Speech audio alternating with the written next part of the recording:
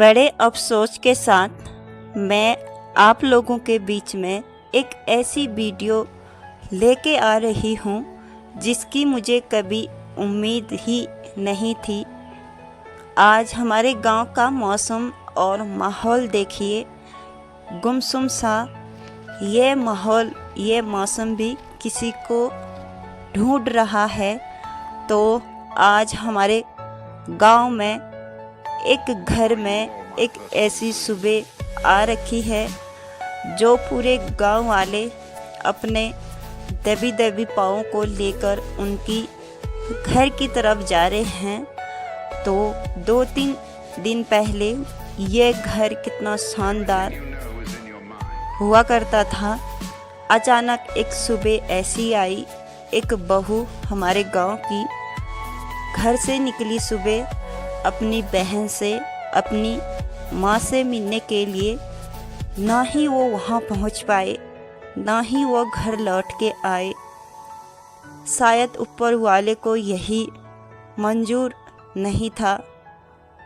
तो अक्सर यहाँ पे एक आगे पे दुकान दिखाई दे रही है। ये दुकान मेरी वीडियो में कभी कभी आया होगा। यहाँ पे एक ससुर जी बैठा करते हैं। उनकी धर्मपत्नी वो थे जो आज हमारे बीच में नहीं रहे हैं और बड़े दुख के साथ मैं ये बयां कर पा रही हूँ। और जिसकी कभी उम्मीद ही नहीं थी कि वो हमारे बीच में नहीं है और सारे गांव वाले उनकी घर की तरफ जा रहे हैं। ये सिलसिला रहेगा 2-4 दिन, 10 दिन, 12 दिन। बाकी जो इस दुनिया से गया हुआ है उसका इंतज़ार, उसकी तड़प हमेशा रहेगी इनको। बाकी उनकी 2 बेटियां थी, अच्छी खासी पढ़ाई कर रहे हैं। अभी वो छोटे छोटे ही हैं। तो उम्मीद नहीं थी, बिल्कुल भी नहीं। तो ये घर उनका है। अभी भी मुझे बहुत ज़्यादा गांव वाले ऐसा बोलेंगे कि ये मौका भी इसने नहीं छोड़ रखा है, इसमें भी इसने वीडियो बना रखा है। मैं अभी इनका दर्द बयां न करके अपना दर्द मैं बोल रही हूँ, अपनी कहानी मैं सुना रही हूँ। ये घर उनका है। ज़्यादा इससे आगे को मैं कुछ शो नहीं करूँगी। जाती हूँ अपनी कहानी की तरफ, अपनी तरफ मुड़ती हूँ।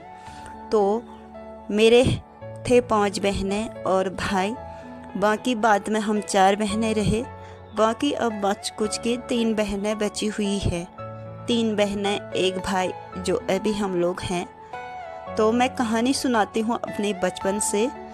तो जब यह घटना घटी तब जो लास्ट का बहन भाई हैं जो मेरे अभी, तब वो पैदा ही नहीं हुए थे।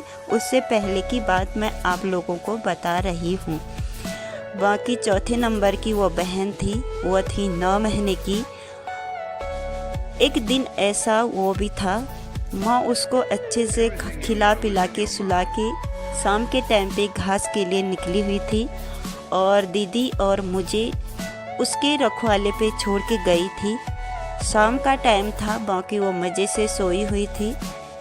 हम उसको देखते अपना खेल खेलते, उसको देखते अपना खेल खेलते, ऐसा सिलसिला हमारे बीच हो रहा था। हम सोच रहे थे कि मतलब बहुत खुश हो रहे थे, आज ये इतना कैसे सोई है कि हमें इतना खेलने का मौका मिल रहा है। देर शाम को माँ घर लौट आई। माँ ने पूछा कि पुष्पा उसका नाम था, पुष्पू सोई है? हमने बड़ी ज़ोर से बोल रहे थे कि हाँ सोई है, मज़े से सोई है। तो हम भी छोटे थे। मम्मी ने ऐसा सोचा कि पहले इनको खाना बना के खिला लो, बाकी उसके बाद उसका काम उसको बाद में खिला लूँगी, पिला लूँगी। वो अभी सो रखी है। माँ ने खाना बनाया, हमको खिलाया। बाकी बाद में गई उसके सामने, वो ऐसे सो रखी थी कि अभी तक वो उठी ही नहीं।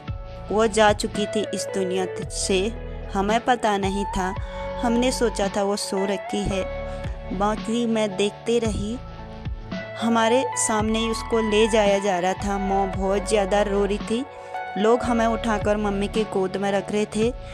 मैं डर के मारे, हम डर के मारे मम्मी के गोद में से उठ के किनारे पे बैठ रहे थे। मम्मी इतना रो रही थी। उसके बाद चौथे नंबर की 5वें नंबर की मेरी बहन हुई, जो चौथे नंबर की ख़त्म हो गई थी। उसके बाद 5वें नंबर की मेरी बहन हुई। फिर उसके बाद भैया हुआ। साथ ही साथ हम बड़े हुए। फिर अच्छे से चारों हम बेटियों की शादी हो गई। अच्छे से रहने लगे थे, बहुत ज़्यादा खुश थे। बाकी जिसको पता होगा कि जिसके 4 बेटियां हैं, जल्दी शादी करने का होता है। मम्मी पापा ने चारों बेटियों की शादी कर ली थी। बहुत खुश हम लोग थे। बाकी देर शाम को हम मम्मी से फ़ोन किया करते थे एक दूसरे को। हमारा टाइम था कि शाम को हम लोग बात करें।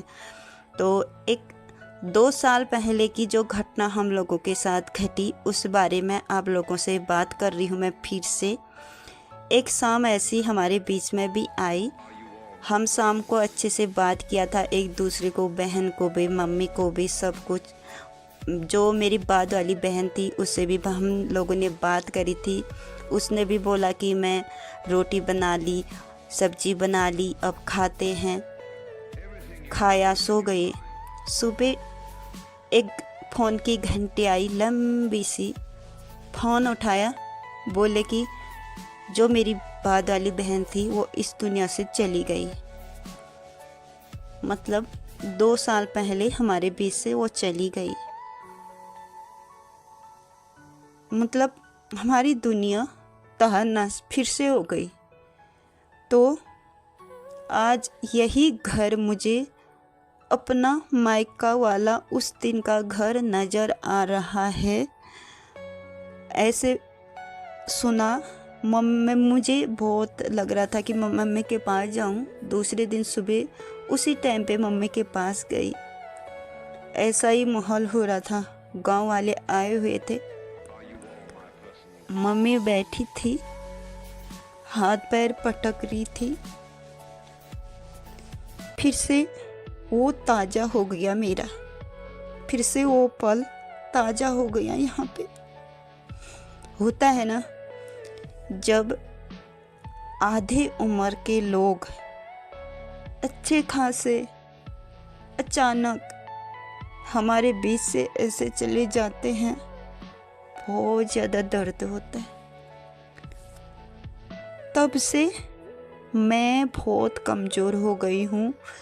जब से मैंने अपनी मम्मी को रोते बिलपते हाथ पैर मारते देखा। अब हमारे बीच वो मम्मी है ही नहीं जो हमसे उतनी बातें करती थी। अब हमारी मम्मी चिड़चिड़ा हो गई, हर बात पे रोती है, हर बार रोती है। आज एक माँ का फिर से कोख उजड़ गया।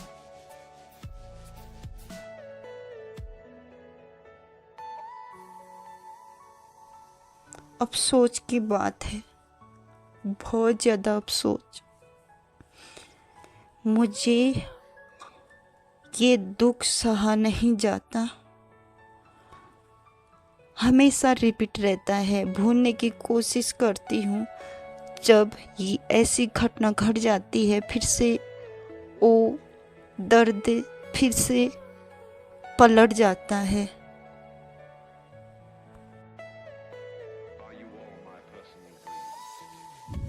लगता है दुनिया में हर एक दुख है, सबके पास दुख है। मैं कहते हैं ना, एक दूसरे से दुख बोल के अपना दुख कम होता है। दुख कभी कम नहीं होता है। सिर्फ जो अपनी हमारी आत्मा है, एक ठंडक पड़ती है। रो, किसी से बोलो, थोड़ा हल्का होता है। जो हमारा दिल है वो बहुत भारी हुआ रहता है। तो ऐसी बातें करने से हल्का होता है।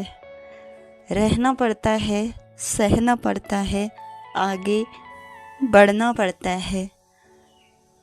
तो आज का दिन हमारे पूरे गांव में शोक की लहर मरी हुई है। शोक की लहर इतने दुख के साथ मरी हुई है, कुछ नहीं मैं बोल सकती। हमारे बीच से इतने इतने अच्छे इंसान नहीं रहे। ज़्यादा अब उम्मीद कुछ है ही नहीं, कुछ भी नहीं है।